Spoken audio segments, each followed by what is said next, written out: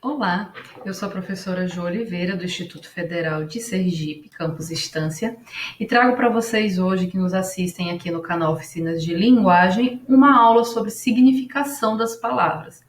Essa aula é voltada sobretudo para os alunos do segundo ano do ensino médio e principalmente para aqueles alunos que assistem a aula comigo, vocês podem consultar o livro didático de vocês, Português, Trilhas e Tramas, na página 217, no capítulo 17. Então, vamos começar? Então, eu trago para vocês aqui algumas reflexões sobre significação das palavras, sobretudo para a gente entender como que esse conteúdo pode cair, como é que ele pode aparecer para a gente e como é que eu trabalho esse conteúdo. A primeira coisa importante é esse conteúdo, polissemia, homonímia, paronímia, sinonímia, antonímia, está dentro de uma grande área da gramática chamada de semântica. A gramática ela é dividida em 5 partes. Uma delas é a semântica. A semântica é a parte da gramática que vai estudar o sentido das palavras, ou seja, a significação das palavras. Como nós conseguimos entender e compreender a significação de uma expressão, de uma frase, de uma palavra e quais são os significados que nós atribuímos a eles. Para a gente entender semântica, a gente não pode deixar de entender, de pensar, na verdade, que toda palavra ela tem uma história, ela tem uma estrutura e principalmente ela tem um contexto em que ela é dita. Então, para a gente entender a significação das palavras, o sentido das palavras, é muito importante que a gente se atente ao contexto, ou seja, ao momento em que a palavra se apresenta, o que ela está mostrando ali naquela frase. Então, eu trago aqui para vocês uma tirinha, né? E o menininho chega aqui na primeira tela aqui, no primeiro quadrinho, ele diz: Seu Manuel, que sorte a sua! O senhor com tantos sonhos e eu com apenas um que sonhei ontem, né? E seu Manuel se emociona, chora. Então, na primeira tirinha, no primeiro quadrinho da tirinha, a gente pensa que o garotinho ele está falando dos sonhos, sonhos enquanto desejos, enquanto vontade. Eu sonho em ser jogador de futebol, né? Enquanto um desejo. Ou pode ser um sonho, como ele fala aqui, e eu com apenas um que sonhei ontem. Também ele está falando aqui do momento que você vai dormir e que tem uma projeção imaginária, né? Ali que você se vê dentro de uma situação, e a gente chama isso de sonho. Então, nessa primeira tirinha, ele fala, o senhor com tantos sonhos, e a gente pensa logo, seu Manuel é uma pessoa que tem muitos desejos, uma pessoa que sonha muito, e o garotinho, poxa, só tem um sonho. E aí isso se confirma, essa interpretação, nesse segundo quadrinho, quando a gente vê seu Manuel emocionado, né, chorando, você diz, nossa, eles estão falando assim de desejos, né, de vontades. Mas no terceiro quadrinho, a gente vê que é uma padaria, é um lugar que ele está comprando aqui bolinhos, né? Seu Manuel está entregando para ele uma bandeja de sonhos, sonhos naqueles bolinhos cobertos com açúcar, recheados às vezes com goiabada, com doce de leite. Então, doces sonhos, na verdade, não são o sonho no momento de dormir, nem tão pouco o sonho enquanto desejo. Eu almejo, eu desejo, eu sonho em ser jogador de futebol. A gente está entendendo o sonho aí como esse doce que seu Manuel está dando para ele. E no final ele diz, e tem gente que acredita que não podemos viver só de sonhos. E aí a gente fica, de que sonho será que o menino está falando? Pode ser o sonho de seu Manuel, já que ele é da padaria, né, o dono da padaria, e está entregando uma bandeja de sonhos para o menino. Ou pode ser também uma ironia, no sentido de, nossa, eu posso viver só sonhando. Mas pelo quadrinho anterior é mais próximo da ideia de que sejam sonhos enquanto produtos que você pode vender. Então vejam que essa tirinha, ela usa a ideia de sonhos em 3 sentidos diferentes. A palavra sonho aparece enquanto desejo, eu sonho em ser jogador de futebol, eu desejo ser jogador de futebol. Mas a palavra sonho também aparece como aquela imaginação que acontece quando a gente dorme, né? Ontem eu sonhei que estava em Moscou. E também sonho aparece aí como o doce que seu Manuel oferta na sua padaria. Para a gente entender qual o significado dessas palavras, tudo isso é uma questão de semântica, que é o que a gente vai estudar hoje. Então, como eu falei para vocês, a gramática, né, de língua portuguesa se divide em 5 partes. Semântica é uma delas. E é óbvio que como as palavras elas dependem do significado de acordo com o contexto, a gente precisa estar sempre observando, né, qual é o sentido que está naquela frase. Então, na primeira, a corda era muito fina, por isso arrebentou. Cheio de dívidas, ele está com a corda no pescoço. O garoto está com a corda toda, né? Que deu um errinho de digitação, com a corda toda. Então você tem 3 usos da palavra corda e em cada texto, em cada frase, corda tem um sentido diferente. Então a gente vai ter que olhar o contexto. Por exemplo, a corda era muito fina, por isso arrebentou. Então ele está falando aqui de corda e instrumento. Já no segundo, ele está com a corda no pescoço, ele está endividado. Corda no pescoço aqui já não é essa corda física enquanto instrumento. Ela já é uma metáfora, já é um outro significado da palavra corda. Que nem na frase 3, né? O garoto está com a corda toda, ou seja, ele está virado.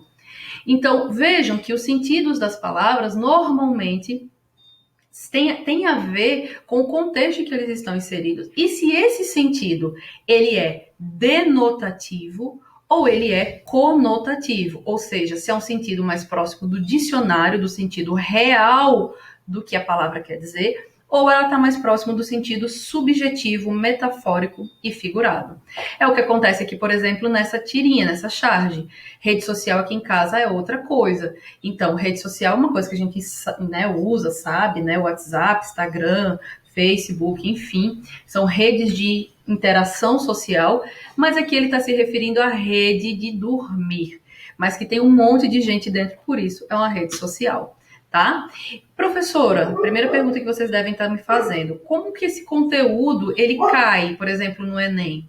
Muitas vezes ele vai cair na forma de interpretação de texto, como essa que eu acabei de fazer. A questão do Enem pode perguntar para você se em A ou B tem diferença de sentido.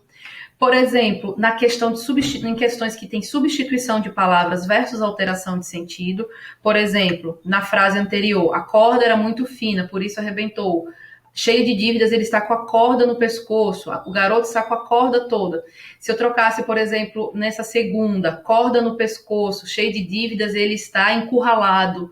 Haveria alteração de sentido? Não, porque corda no pescoço tem a ver com essa sensação de estar encurralado, de não saber o que fazer.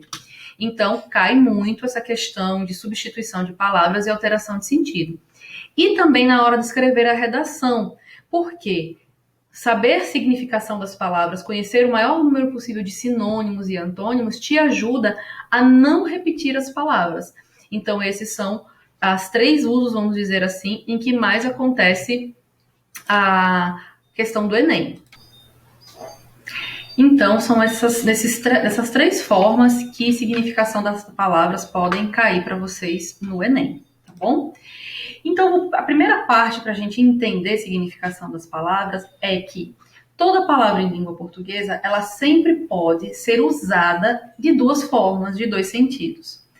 O sentido conotativo é quando eu uso uma palavra com sentido diferente do original, ou seja, criado pelo contexto. Quando eu digo o menino está com a corda toda, eu pego a palavra corda, tiro ela do uso dela enquanto um instrumento que amarra, enquanto algo que eu uso para amarrar, coloco ela num outro contexto que é diferente do original e aí ela adquire um novo sentido. O exemplo que eu trago aqui, você tem um coração de pedra.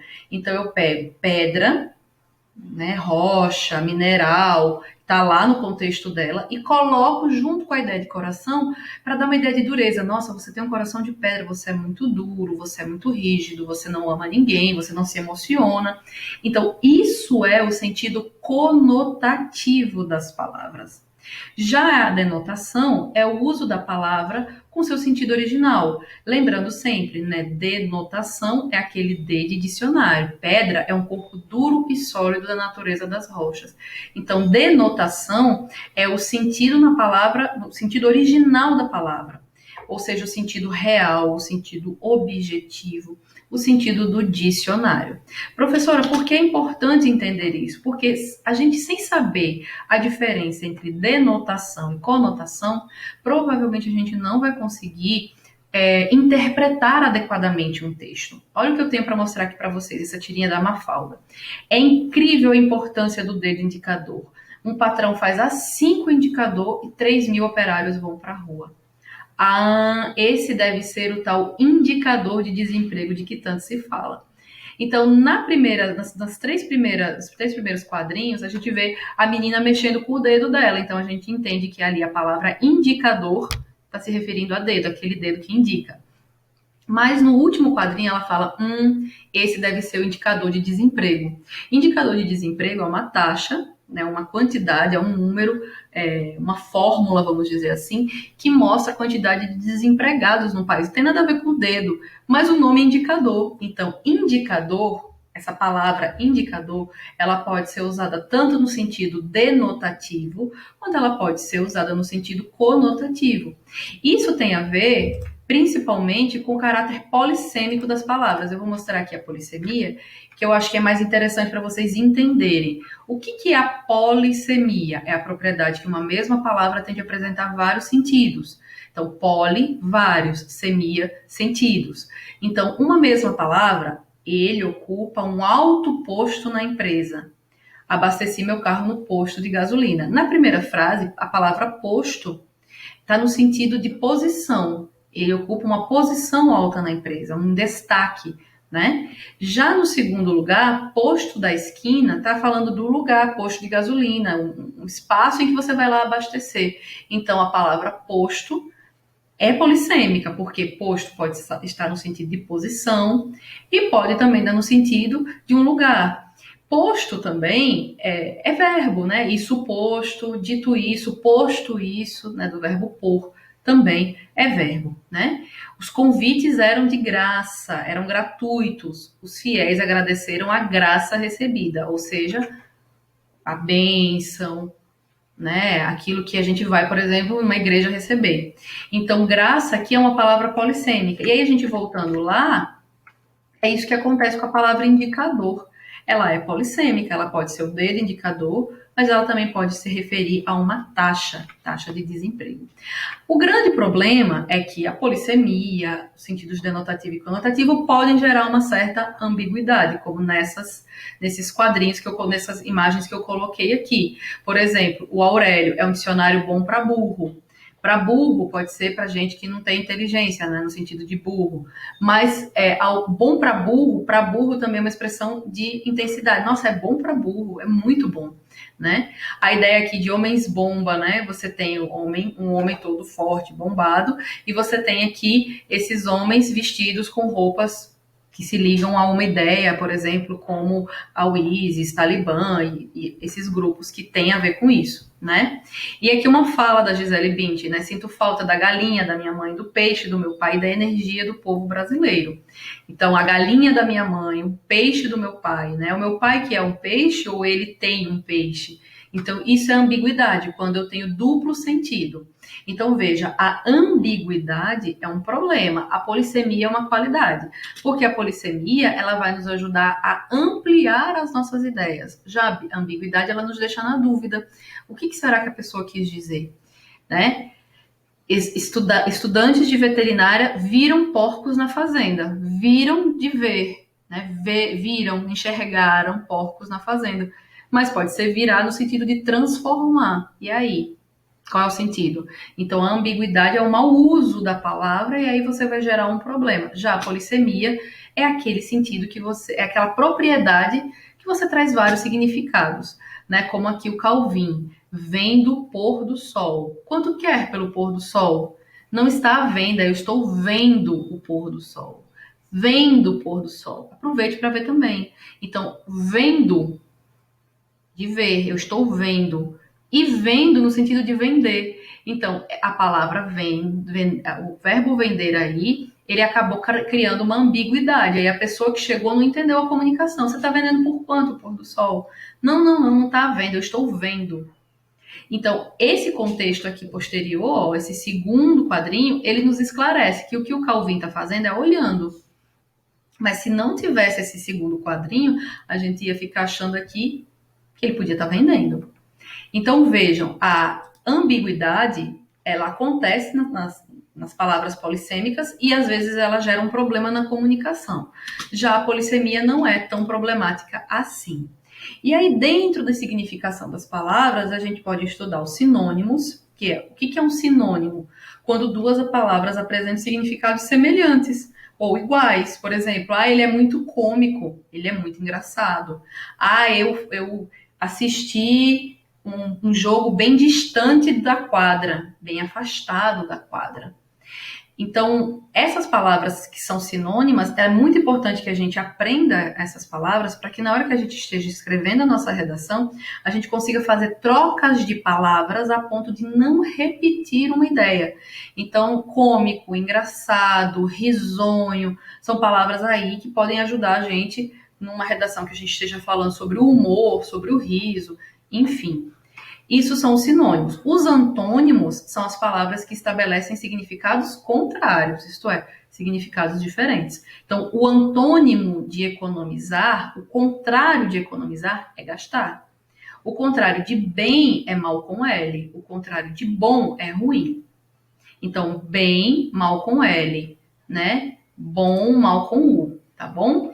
E aí a gente tem os homônimos, né? Os sinônimos e os homônimos. O que são os homônimos? São palavras que têm, homo é igual, certo? Homo é idêntico. Nímia é som, estrutura. Então, são palavras que têm significados diferentes, mas ele tem uma estrutura fonológica muito parecida, ou seja, o som deles é muito parecido. Ou a escrita deles é muito parecida. E aí eu tenho os homônimos homógrafos, ou seja, as palavras iguais na escrita, mas diferentes na pronúncia. Por exemplo, gosto, eu senti o gosto da laranja, é diferente de... Escreve do mesmo jeito, mas o sentido é diferente e a entonação é diferente. Eu gosto de laranja. Então, eu senti o gosto da laranja e eu gosto da laranja. Isso é um homônimo homógrafo, ou seja, escreve do mesmo jeito, mas pronuncia de formas diferentes. Por exemplo, concerto substantivo, levei meu carro para o concerto. E conserto, eu conserto meu carro. Eu conserto meu carro às vezes, mas também preciso levá-lo para o concerto, porque quando eu não sei fazer as coisas, em concerto e conserto. Isso é um homônimo homógrafo.